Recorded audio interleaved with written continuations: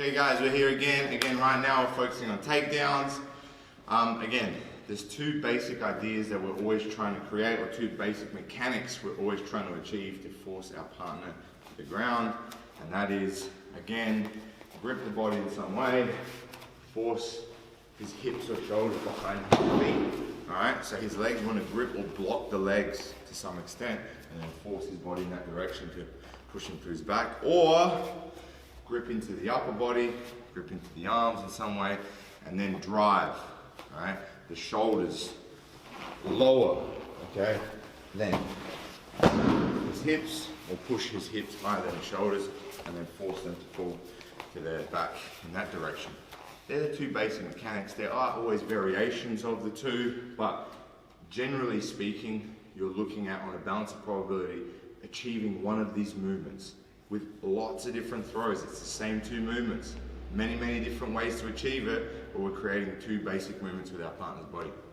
We're going to have a look at this time, again, that first mechanic where we're going to drive, okay, the hips behind their feet, or in this case, even just one foot, and then we're able to drive their back to the mat.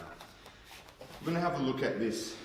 Is Gari, I think, this movement. So, Gari, inside sweep. Again, generally the difference between the sweep and reap movement with the legs, a sweep is with a straight leg, a reap is with some type of bent leg, and then the attacks we're using with our legs. So we're going to have a look at a sweeping motion with the foot, and again, we need to create a stepping motion, alright, and force our partner, with all of these actually while the foot sweep starts, we need to create movement to force our partner to step. It's ineffective if my partner's planted into the mat with their feet, they're bending their knees and they're strong, for me to come here. I don't have much success. I need to move my partner around, force them to step in certain ways so I can take away their balance. We're going to take away their balance by, again, using less of a spiral step, but more of a backwards motion. So I'm just stepping backwards to bring that leg to me. Alright? Generally speaking, alright, you're only going to be able to do that to the side your partner's attached to the collar. Because his arm's attached, that means his shoulder's attached, and on that same side the hip's attached. So even if I have no control here and the loops hold super tight, as I step, he has to step with me. And that's the motion we want.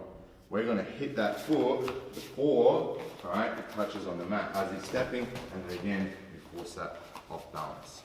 So, we're here like this, we have the control. Now this time we're actually going to grip on the same side collar, because we want to force that shoulder down into the mat. Later on, we drive the hip into the ground. Alright, drive the shoulder and hip into the ground on that side, so they fall. So, we're here like this. We're going to create, again, it's not a spiral-ish moment. It's more of a backward step, but I want to turn my body onto its side to create a good movement for me to sweep my foot. If I'm square on with my partner, my foot's not in a good position, alright, or a good angle to be powerful and effective at the back of this deal.